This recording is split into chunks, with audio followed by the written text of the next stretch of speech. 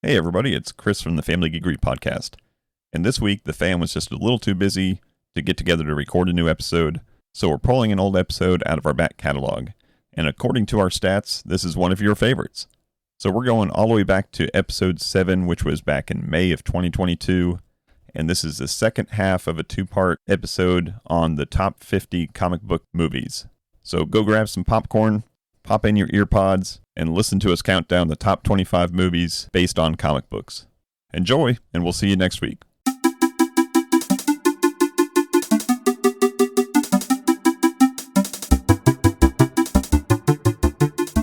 Welcome to Family Geekery Podcast. This is episode 7. I'm Danny. I'm Chris. Really planned that one out, didn't we? We don't plan who speaks second, just who speaks first. There's a first time for everything. So we are Cramber. And episode 7. So last week we counted down the top 50 comic book movies of all time from 50 down to 26. And we're going to finish off that list today. But before we do that, let's talk about our week, girls. Danny, how was your week this past week? We missed you last week. Yeah, you did. I was there, actually, if you remember. My voice was a little different. You sound funny. My week was good. I didn't do too much nerdy things with exams, but was it yesterday? Yesterday was free comic book day. Yesterday was, yes. So we went to a local comic book shop. Do you remember the name? It's Gateway Comics. And we grabbed a few of those while also supporting some other local comics. And yeah, that was good. Let us pick out a few comics, which was cool. Yeah, that was a lot of fun. They had 3 or 4 tables set up for local artists and writers, authors of comics, and they were signing autographs on their quality pieces of work. And we grabbed a couple of those, got to meet some nice people. So that was fun. How about you, Amber? Unfortunately, I wasn't able to go get my free comics because I was moving out of my dorm, but I did start playing a new game, which is pretty cool. It's called Spellcaster University, and it's kind of cool. It's like you build your own Hogwarts, but it's that cool 2D, front-facing view of tower building, like some other games I've played, like Ute Tower, I think it's called, and Ute Tower, yeah, and stuff like that, where you can see into the little rooms and build grid style. So I played that, and it's pretty cool. Yeah, good game. Is it anything like Hustle Castle? I don't know what Hustle Castle is. I see advertisements for Hustle Castle for just about every iPad game that I've played, but I've never downloaded it. It looks like a strange cartoon version of Fallout Shelter, but with some sexual undertones to it. Fallout Shelter is a good example of a game like the one I was talking about. I forgot that existed. Wait, Cool. Is that a mobile game that you started playing? Or is it No, like it's Steam it's game? on Steam, yeah. And you got that from Humble Bundle? You got the Humble key? Choice, yeah. Humble Choice, yeah. Very cool. So we ready to count these things down? Yep. Yeah. Presumably, we're getting into the better movie territory. Hopefully, not that the first 25 were all stinkers, but at least some of these, I think we would have, if at least not seen them, at least heard of them. Yeah. All right. So same deal. We're gonna start off at number 25 here. I'll read a little synopsis from IMDb, and then we'll discuss what we know about this. So number 25 is Batman Returns. And the synopsis says, while Batman deals with a deformed man calling himself the Penguin, wreaking havoc across Gotham with the help of a cruel businessman, a female employee of the latter becomes the Catwoman with her own vendetta. That's one whole sentence. That's kind of a run-on, but I got through it.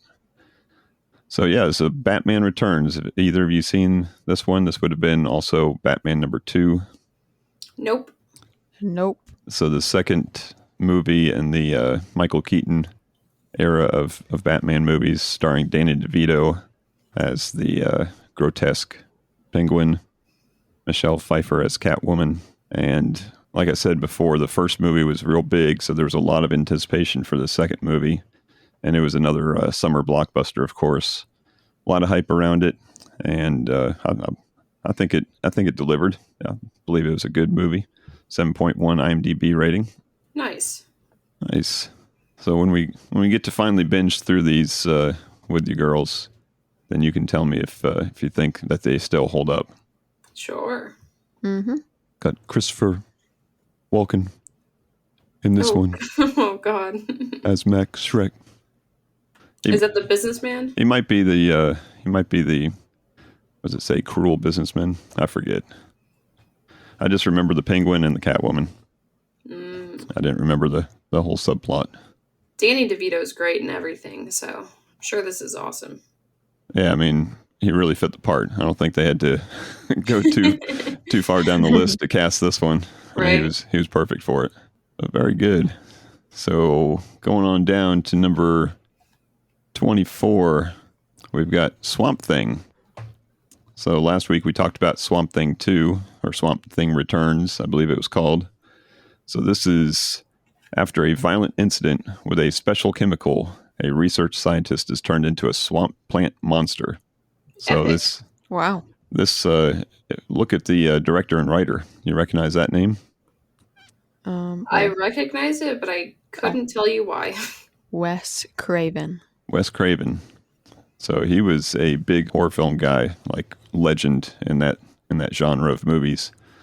Probably most famous for the Nightmare on Elm Street movies. Oh. So yeah, so this is 1982, very campy type horror type movie. I've seen bits and pieces of it, but never watched it all the way through because there was a lot in this time frame. There was a lot of these type movies where some dude gets some bad chemical on him and turns into something crazy, and then he's just misunderstood and all that good stuff. Classic Girl Goes origin Missing. story. Girl Goes Missing, yeah. Adrienne Barbeau, very famous actress of this time, played the female part in this one. Not the vegan girlfriend, not the scientist vegan daughter.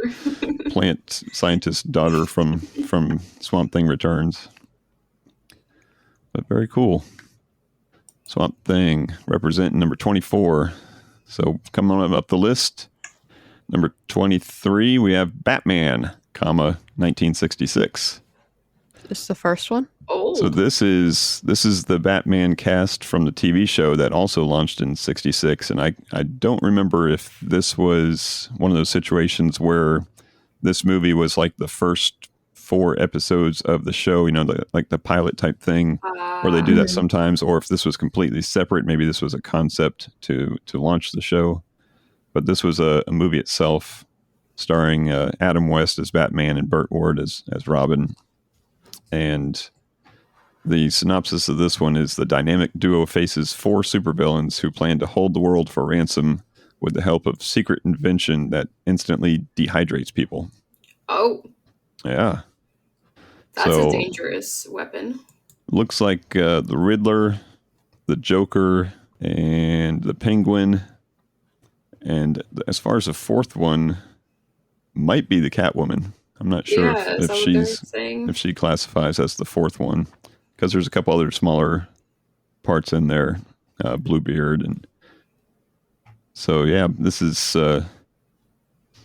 prime 1960s, very campy, bam kapow type action.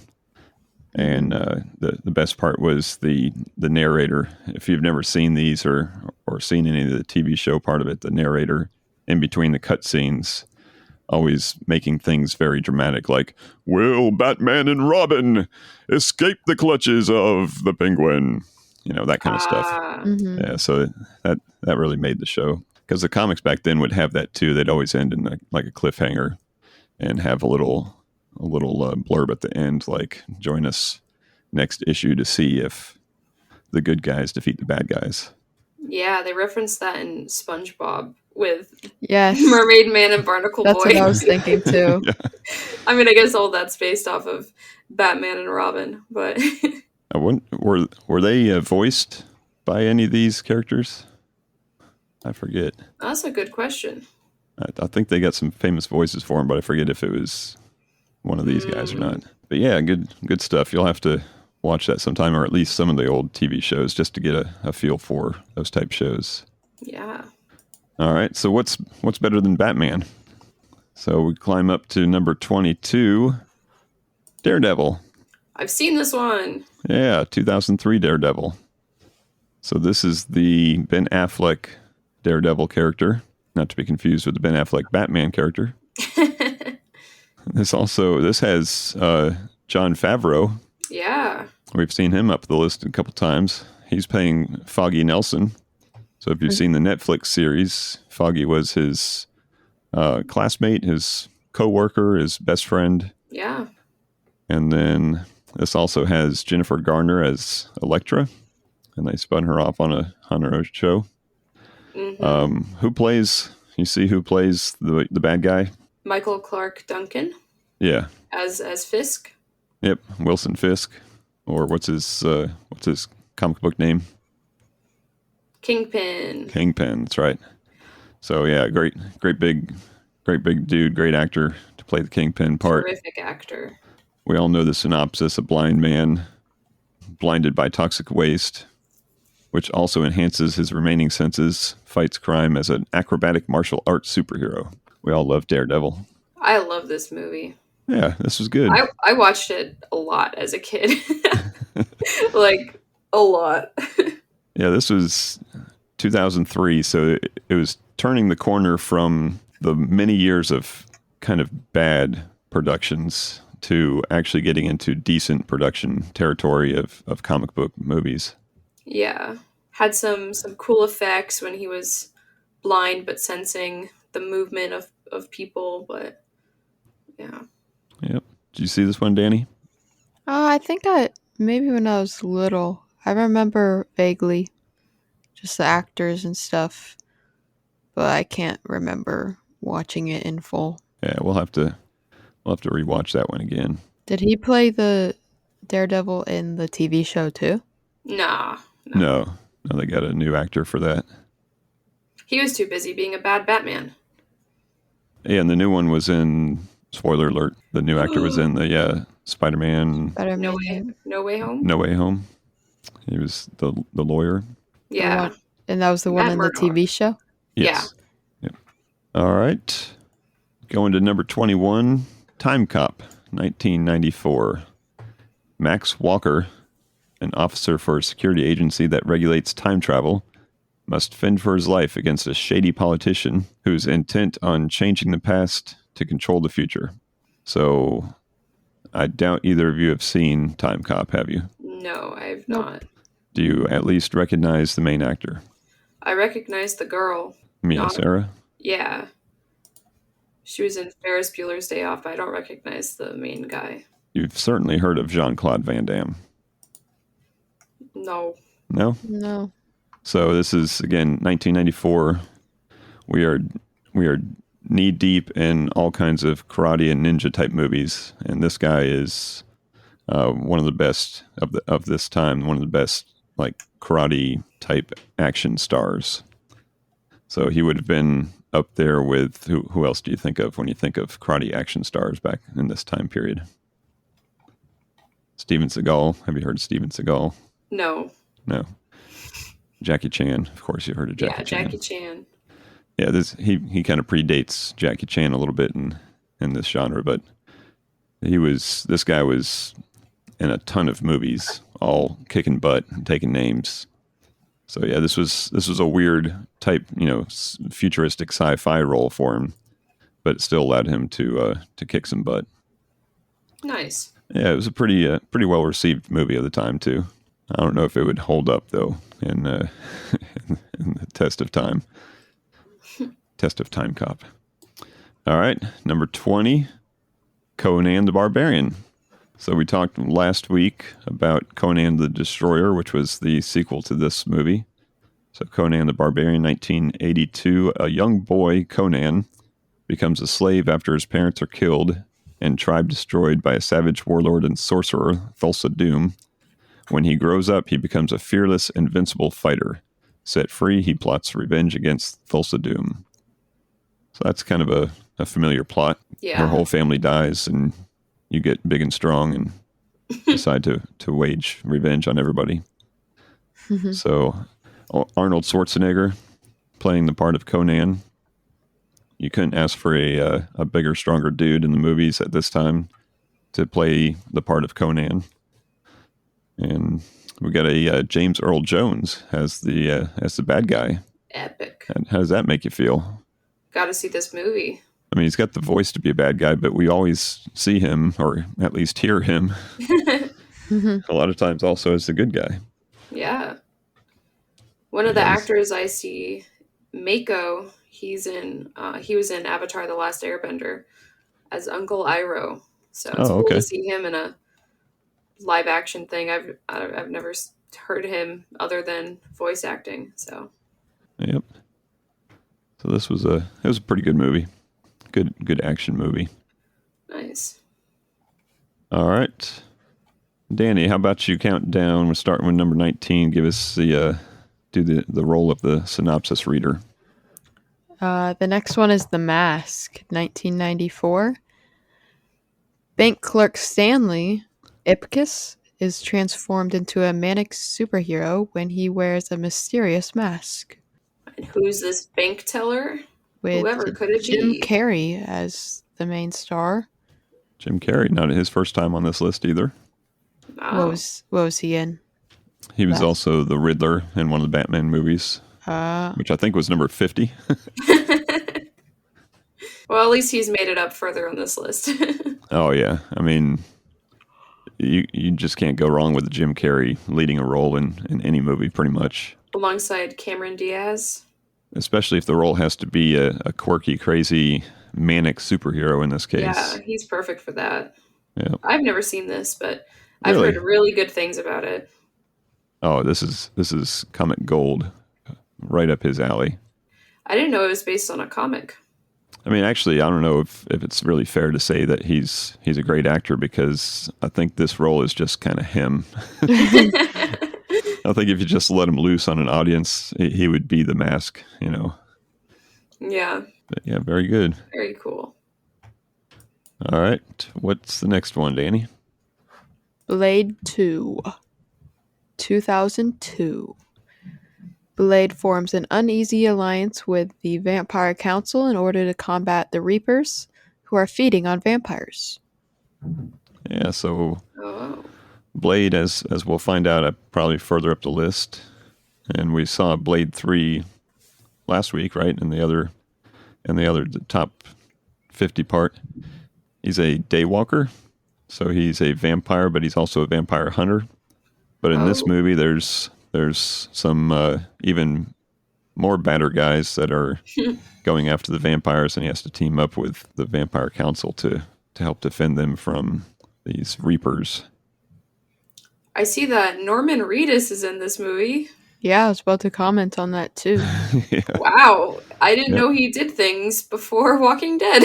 From vampires to zombies. Yeah, probably a very young Norman Reedus in this case, playing the part of Scud. Whoever that is. Yeah, I'm gonna guess. I need to watch these. I'm gonna guess he might be one of the Reapers. Gotta prepare for the new Blade movies that are coming out eventually. Yep, it's very good. What's next? Number 17. From Hell, 2001. In Victorian-era London, a troubled clairvoyant police detective investigates the murders of Jack the Ripper. Oh, who's in this? Johnny Depp. Isn't he relevant? Isn't he relevant?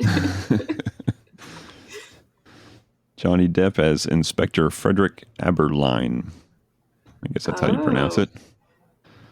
So yeah, 2001, a young Johnny Depp with Heather Graham as the female part. And this sounds like a fun one. I haven't seen it, but I like movies dealing with Jack the Ripper, whether they're pseudo documentary style movies or in this case just using his time era to play the part and tell the story from a different perspective. In this case, from the police detective's perspective. So yeah, we might have to put this on the list of 2 watches. Yeah, and Johnny Depp always thrives in these like Victorian historical era roles. So yeah, so much that you never know what his true accent is. Right. He plays so many different roles with different accents, and then when you see him in real life, like for example with the trial, you wonder is he just stuck in an accent from some role, because it doesn't sound like what a Johnny Depp should sound like. Right. Well, this is on my list. Yep. And then let's finish it off, Danny, number 16 with you. What's next? American Splendor, 2003. An original mix of fiction and reality illuminates the life of comic book hero everyman Harvey Peaker. Peaker? I guess, yeah. So this movie I've never seen, but I've always been curious of. And by looking at the cover of it, that's the only thing that made me curious. By looking at the cover of it, it looks like it has something to do with comic books, right? Yeah. And I never knew what it had to do with comic books. So now I know that it's based on a comic, obviously, or else it wouldn't be on this list. And another reason to be curious about this movie is that I've loved everything that Paul Giamatti has done. So he's a great actor. And I'm very very curious to see what this movie's all about.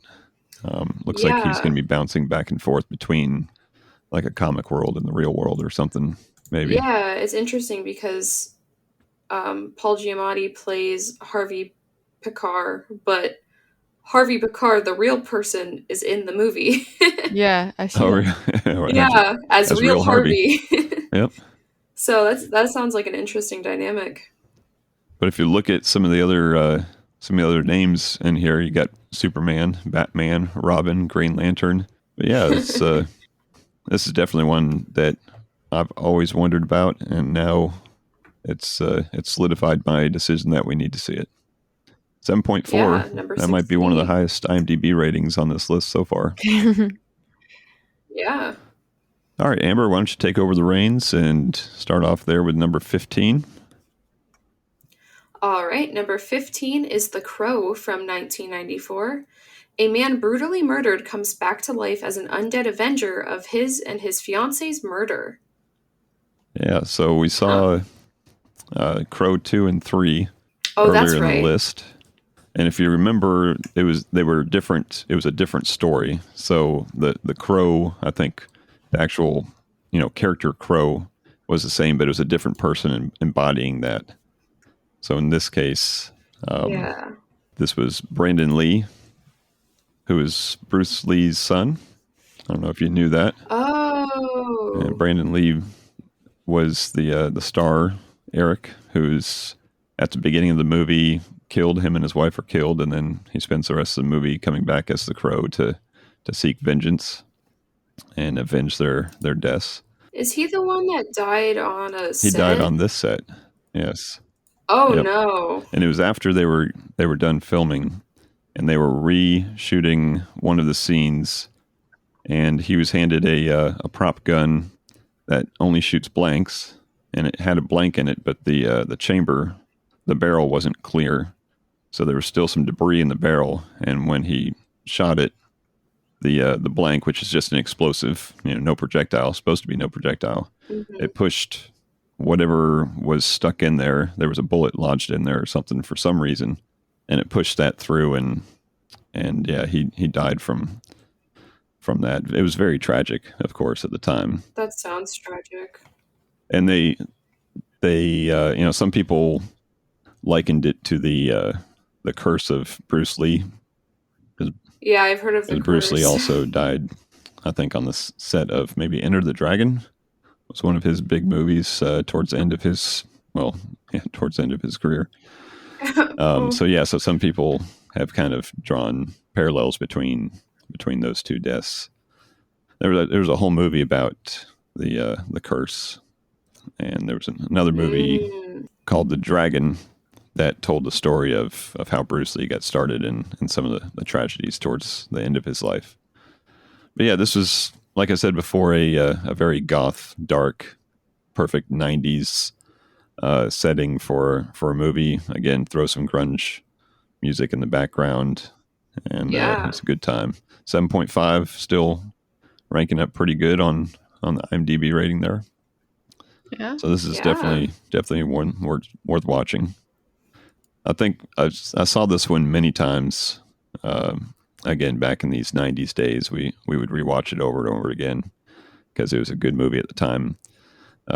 Seen it much more times than 2 and 3. Very good. What's next on the list? All right. Number 14 is Teenage Mutant Ninja Turtles from 1990. Wonder what this is Heroes about. in a half shell. 4 Teenage Mutant Ninja Turtles emerge from the shadows to protect New York City from a gang of criminal ninjas. And have you seen this one? This is the OG movie. I don't think so. I don't think I've seen this one. So you guys got to see this one. I remember the Japan one and then the remake that was made, I don't know, in the 2010s. Those are the only ones I remember watching. Yep. Yeah, this was, like I said last week, the hot off the big hype of the Teenage Mutant Ninja Turtles. They were like everywhere after that first comic dropped and became so famous. We got cartoons, movies, a toy line that was just incredible, and yeah, this is good stuff. A lot of cheap humor in this, cowabunga pizza and all kinds of weird stereotypes for teenage surfer, skateboard type ninjas. some kiddie humor. Then we got some good parts in there of Shredder, who's the bad guy, and then Splinter, who's showing them the way, which is a big rat, right? You've seen Splinter. Yeah. Mm-hmm. But yeah, good movie. Yeah, for sure. I bet. All right. What's next? Number 13 is Batman Mask of the Phantasm from 1993. Batman is wrongly implicated in a series of murders of mob bosses, actually done by a new vigilante assassin. So this is a cartoon Yes, movie? It is. And this, I didn't watch these. This was 93, kind of past my time of watching cartoons. Not that I don't still watch cartoons now, but I wasn't coming home from school and turning on the old TV and watching, cartoons in 1993. So this one has completely gone under my radar, but I know that this style of the Batman, this era of his animation was probably the most popular. And obviously, I mean, it's got Mark Hamill voicing the Joker, which he's done a lot in a lot of the movies and cartoons. He's become almost just as famous doing this voice than he has for that other small role that he had in some science fiction movie. Some indie film. Yeah. Some very low budget film that was made. Yeah, this is one that definitely became very popular, and it looks like it still holds up. Yeah, it looks well animated. Cool art style. Very cool. All right, what's next? All right.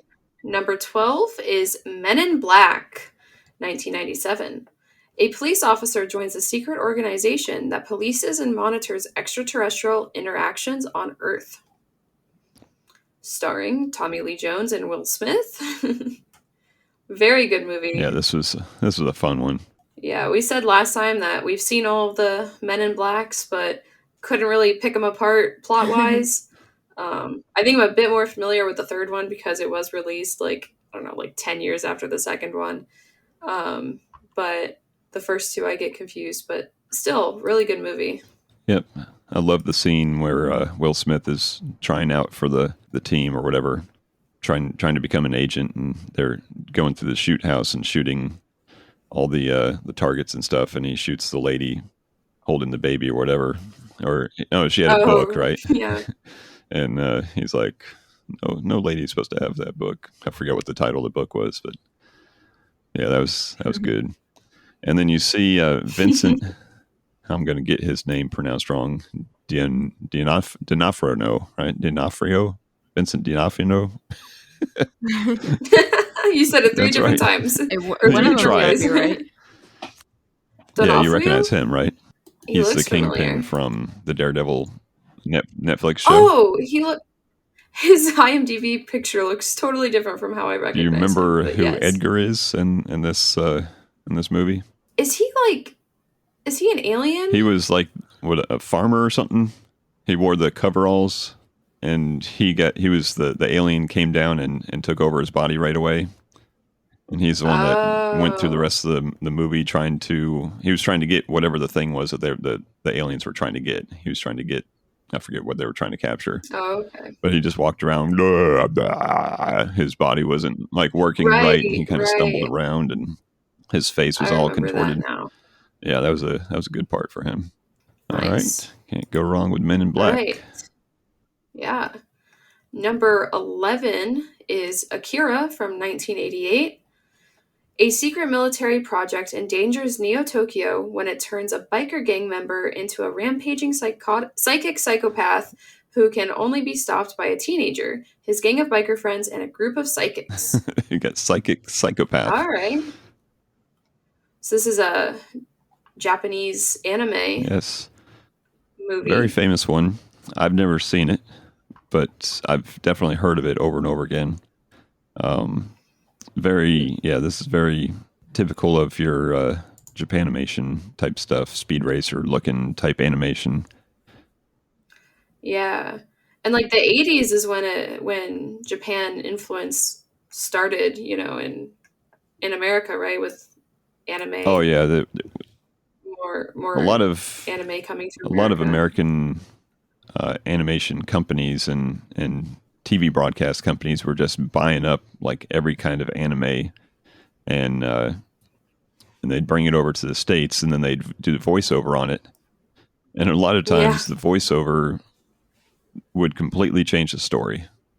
So some of the TV shows that came over had completely different stories, and the creators are like, what is going on? But they tried to Americanize it, or in some situations they couldn't figure out a good parallel for whatever the story was, culture wise. So they would just change the story up, and a lot of it suffered story wise, but apparently the Akira one has held up pretty well. And it's got an 8.0 out of 10 on IMDb rating. Yep. So this one, now that I've seen it again, I might have to put that on the list of something to look out for. Yeah. Yeah. All right. Number 10, we're in the top 10 now, is Blade, 1998. A half-vampire, half-mortal man becomes a protector of the mortal race while slaying evil vampires. I think it's a bit implied that he's half-vampire and half-mortal, but cool. Yep, so this is the first one. So it's kind of neat to see in most cases that the first movie is always the best one, and then the sequels kind of get a little bit worse and worse each time. But I guess in this case, that's how it's ranked also. Another Wesley Snipes playing the part of a badass vampire hunter, and a lot of good action scenes in this one. And he's got Chris Christopherson, which is his kind of man in the headquarters there that keeps everything going and shows him the way and teaches him how to do things smartly. So that was a good part for him too. So yeah, we're going to have to binge through all these Blade movies, see if the first one is really the best one. We're all on Netflix now, so. Yep. All right. Number 9 is Batman from 1989. The Dark Knight of Gotham City begins his war on crime with his first major enemy being Jack Napier, a criminal who becomes the clownishly homicidal Joker. Clownishly is correct. Yep. Oh, this is the infamous Jack Nicholson Joker with the The weird mouth. Oh yeah, yeah. This is there's been a lot of debates as to who's the best Joker, and I think some of it comes down to who you grew up with, or that kind of thing. But he definitely had a great role as the Joker. There was some weirdness, of course, this being a Tim Burton movie. There was some weirdness involved with the movie where he would dress up like a painter and go into the museum and just start throwing graffiti over all these great paintings while he's got a boombox playing some rap song that was well dated in the late 80s. So this is the one that I must have watched like the first half of, because I remember the art gallery or art museum or whatever. Yeah, I think Prince did the entire soundtrack to it. So it was a Prince, like a Prince rap song playing. Yeah, so a lot of people have criticized how clownishly homicidal he is, but at the same time he's doing graffiti. I'm going to show you Gotham City. But he had some other bad plots that, of course, the Batman foiled. Right. But yeah, this is the original. Again, like we said on that last movie, it looks like it's going to hold true again that the first is quite possibly the best of the franchise. Yeah. The first one with Michael Keaton, Kim Basinger as Vicky Vale, Robert Wool as Alexander Knox, another I think he was the news reporter that was trying to get the skinny on the story of the Batman. Yep, good movie, blockbuster. We talked about that in the episode about Batman, how this one was on the charts as number 1 or number 2 for about 6 months in a row, starting that summer. Okay. Good stuff. Very cool. All right, what's next? Number 8 is The Rocketeer from 1991. A young pilot stumbles onto a prototype jetpack that allows him to become a high-flying masked hero. Yep. Huh. This was a very stylistic movie. If you see some of the screenshots there, or even the cover. Yeah, this looks really cool. He's got a jetpack, but at the same time, he's got a very like neo-future look to him. Yeah, the Iron Giant. Yeah, very much like that. Come from a graphic novel titled The Rocketeer.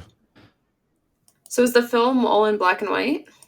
I don't believe so. It looks like a lot of the still images are, but I don't remember it being in black and white.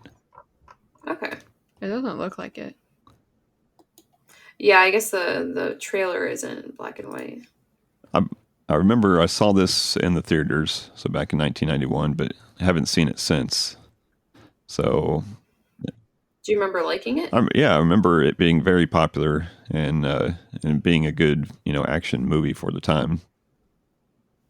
But yeah, we'll have to revisit that one. Terry O'Quinn from Lost. Only thing I know him from. Oh yeah. I didn't even realize he was in anything before Lost. Me neither. All right. Well, number 7 on our list is Ghost World from 2001. With only the plan of moving in together after high school, 2 unusually devious friends seek direction in life. As a mere gag, they respond to a man's newspaper ad for a date, only to find it will greatly impact their lives. Yeah. I can tell you right away, I've never seen this one. But looking at the cast... Looks familiar. I gotta see it. Yep. A very young Scarlett Johansson. Very young. She looks crazy. And Steve Buscemi, who's great in everything that he's been in. I wonder who it is the man that they're pranking to go on a date with. I wonder if that's... It's got to be Steve Buscemi if he's like the top Could be. cast, Could be right? Brad Renfro playing Josh. I don't know. The very vague IMDb synopsis. That's right. But yeah, it looks like one worthy of watching. A 7.3 IMDb rating. Made it pretty far up this list. I'm surprised I've never heard of this because it seems like it would have a cult following. Yep. All right, what's Okay. next? Number 6, X-Men from 2000.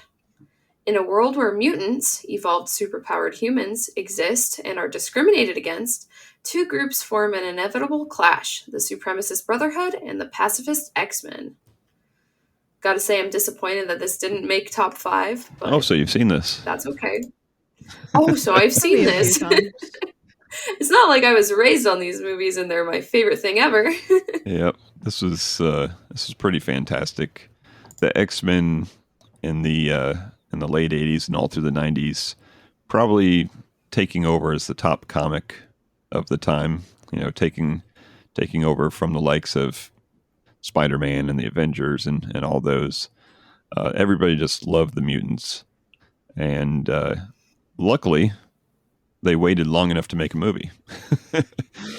Yeah. Imagine a mid '80s X-Men movie looking like some of the ones that we saw last week with the Captain America, The Fantastic Fantastic Four, the Four. 1994 version of that one. Yeah, so luckily they waited long enough to make this movie. It was a blockbuster for sure.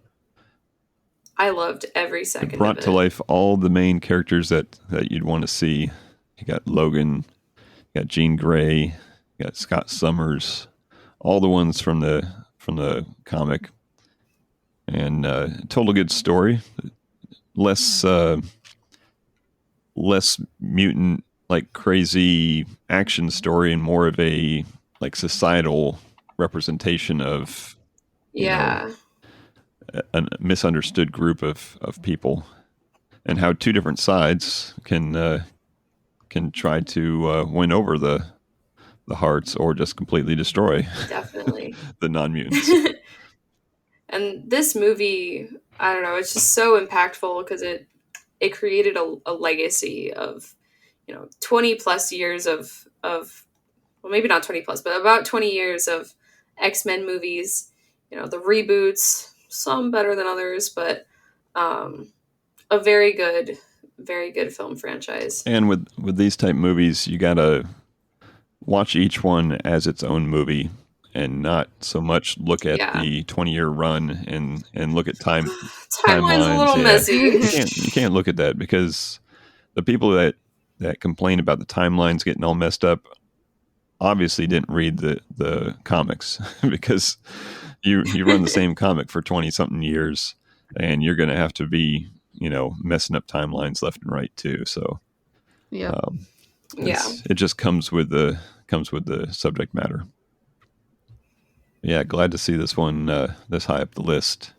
Surprised like you that it didn't make it further up, but that just makes me I'll allow it. more curious as to what the top movies are going to be. Definitely. All right, let's get into the top 5. All right, number 5, Road to Perdition.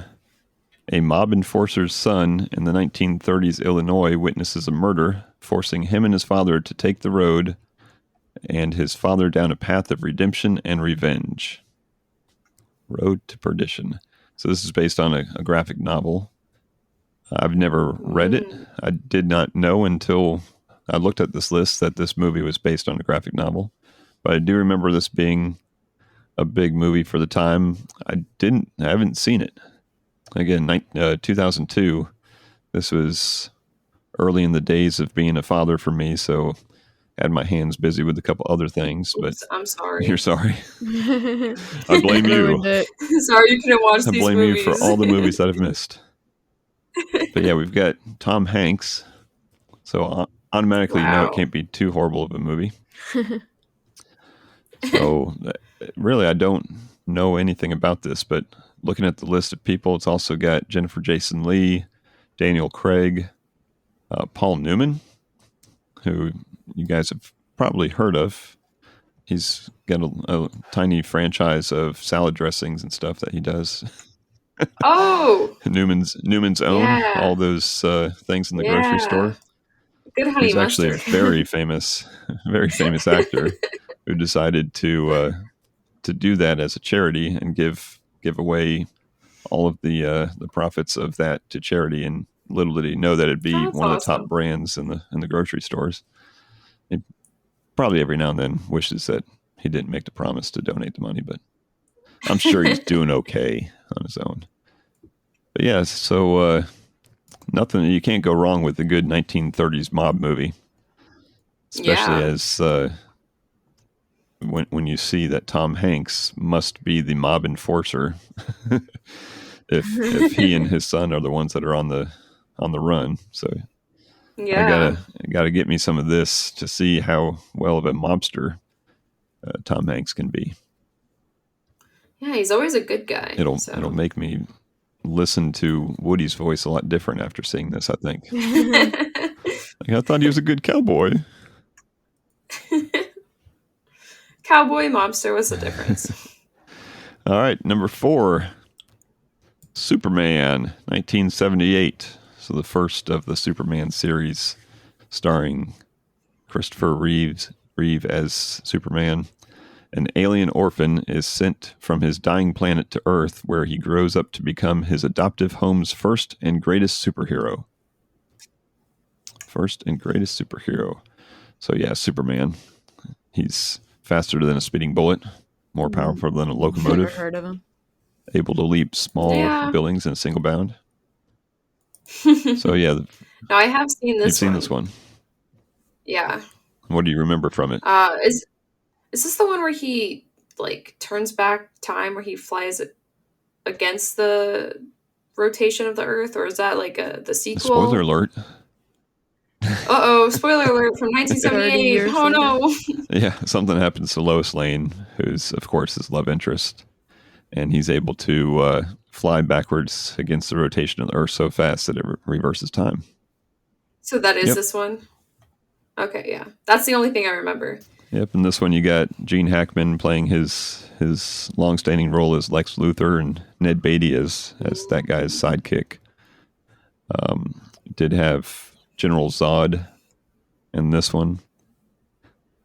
And yeah, this is a good kind of origin story. Shows him coming to Earth as a naked little baby. Might have been some partial nudity on the baby, which was I remember that little baby butt. Completely fine back in the 70s. Yeah, there's got to be disclaimers for it. But yeah, the good origin story, playing the part of Clark Kent and Superman, who are completely indistinguishable from each other. Oh yeah, once you put those glasses on. Yeah. Yeah, great kickoff on this franchise. All right, going up the list to number 3. Breaking the rule of sequels. Superman 2, 1980. So the sequel to the last movie is better. Superman agrees to sacrifice his powers to start a relationship with Lois Lane, unaware that 3 Kryptonian criminals he inadvertently released are conquering Earth. Yeah, did you see this one? Either of you? I don't know if I saw this one. So yeah, he starts off, by giving up his powers. I think he went into his crystal fortress or something like that and relinquished his powers so he could be a mortal Earthling type human with started life with his Lois Lane. And then, just a couple minutes movie wise after that, here comes the 3 bad guys who were floating through the air or floating through space in some panes of glass that cracked. And that was so I believe that was General Zod and Non and Ursa. It was 2 males and a female that came, and they had, of course, Kryptonian superpowers, and Superman didn't, and it became ugly pretty quick. Yeah. So how are you going to deal with that, Clark Kent? Going to save the world from 3 Kryptonian baddies? And of course, Gene Hackman there to be the Lex Luthor part again, and I think he tried to coerce the aliens into being bad for his behalf, and that doesn't always work well. But yeah, I think this was probably further up the list. This was better than the first one. If I had to guess why, it's because it shows him having real human problems, which is something that Marvel has always been credited for versus DC, as showing the real Yeah. life, problems that even someone with superpowers still has, has issues in life and hardships. And this showed someone who's been criticized as being OP, right? Someone who's been criticized as being Right. indestructible and The Man of Steel. way too powerful, and we have to have some way of making him weak. Well, let's take away all of his powers for a whole movie and see what happens. I may have seen that one. Yep, it was a good one. I don't know. Yeah. All right, so what can be better than that? We got 2 movies left. Coming in at number 2, Spider-Man. So the original Spider-Man, Sam Raimi era of Spider-Man from 2002. This is a plot that we've never heard before. When bitten by a genetically modified spider, a nerdy, shy, awkward high school student gains spider-like abilities that he eventually must use to fight evil as a superhero after tragedy befalls his family. So just like Batman, we've seen his origin story over and over again in the movies. But this was... I don't know if I've seen this one. Sure you have. 2002. This is just after those X-Men movies, so we're in the territory of, if you're going to make a superhero movie, it's got to be good now, right? The bar has already been set. We don't have to compare it to those other movies. So yeah, this is great. Tobey Maguire, who people are still arguing is the best Spider-Man ever. I think he's my favorite Spider-Man. And Willem Dafoe playing the Green Goblin. And J.K. Simmons playing J. Jonah Jameson. Perfect. He will be J. Jonah Jameson forever, I think. Forever. As long as they can continue to compete with his pay from Farmers Insurance. We are farmers. Bum, bum, bum, bum, bum, bum. So yeah, you guys like this movie? I did. I love this movie. I remember watching it on a little movie player on like a road trip or something. Oh yeah. My memory.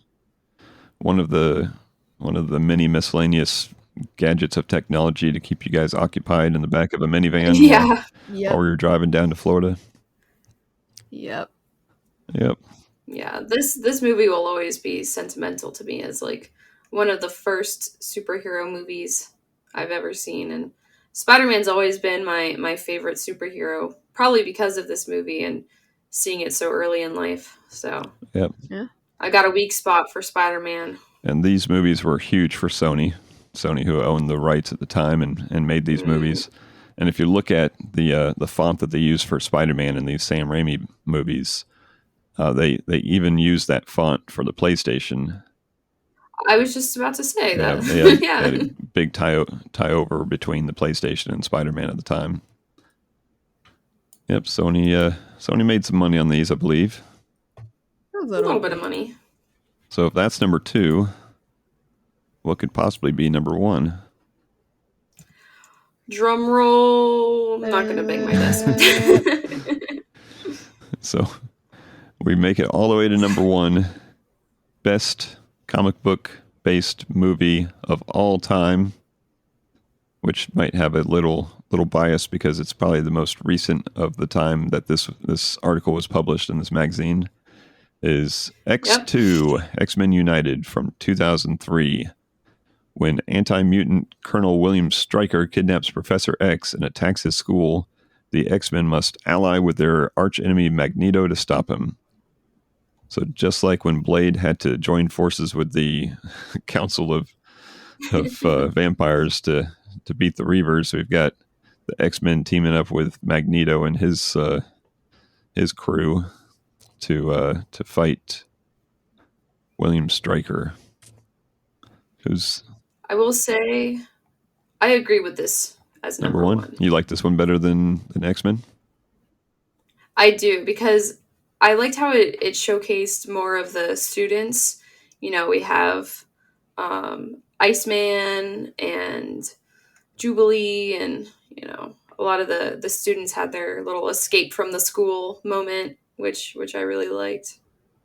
Yeah, and Brian Cox, who's played a lot of parts throughout all of movie and television, playing a very good part of William Stryker, playing the part of a person that you love to hate, and you want him to get his in the end, right? So you got all these mutants coming after him. But yeah, this is another blockbuster hit, another action-packed movie full of mutants and superpowers. You always like to see, in each of these movies, they usually draw out some origin of one of the new characters that they're featuring. So that's always fun to watch. Yeah. Yeah, and I love the team up of Professor X and Magneto. Oh yeah. Their friendship is just iconic. It's so good, and I'm glad they expanded on that with the reboots, and I guess it's not really a reboot, just a prequel weird situation. But again, don't try to read into the timelines or anything. Yeah, it starts getting real confusing. But yeah, that I don't have any problems with the top 4 at least. If I'd never opened the magazine up and had to think of the top 4, I would have got that. Now, number 5, I would have never gotten Road to Perdition in a million years because, like I said, I didn't even know that it was a comic book based movie. But yeah, definitely looking at this list, the 2 Supermans, the Spider-Man, and the X-Men 2, that would have definitely no surprises there at least. What do you guys think? Yeah, I wasn't predicting anything. I just assumed that, knowing the time period, that Spider-Man and X-Men and X2 would all be close to the top. So yeah, I agree. I wasn't surprised with Spider-Man or X-Men. It would be hard if they did this article today now. Oh yeah. Yeah. Because they just recently had, the 75th anniversary of the NBA, and they had the 75 top players of all time. And it gets real weird when you have, people coming on the list that are, current players, and they're bumping off people that were amazing, considered legends already. Amazing for their time. So how would you take now we could weed a lot of movies off of this list, I think, almost instantly to fill up the top 50. But in the last 20 years since this article came out, it's just been like nothing but blockbuster comic book related movies. Yep. So you'd have to expand it out to like a top 100 list or something to make it fair. Maybe we should make our own top favorites. That sounds like work. FamilyGeekery. Sounds like work. It would be very biased. Yep. So that's going to wrap it up for this episode. We had fun counting these 50 movies down, even though between the 3 of us here, we've probably seen a third of them. A third of them, maybe 10 out of the 50. But it's been fun nonetheless, and it's good to find some movies to put on our list of things to look out for, so that next time we find ourselves in front of Netflix death scrolling, we can say, "Oh wait, let's just see this movie," and try to find one. We hope that the listeners out there have found something in this top 50 list to put on their list of things to watch.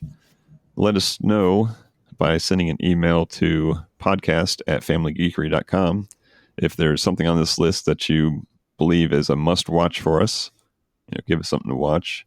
Or if you found something on this list that you have since watched and you want to thank us for bringing it to your attention. If you want to thank us by simply reading an article written in 2003 by someone else who did all the work for us, then we will certainly take that thanks.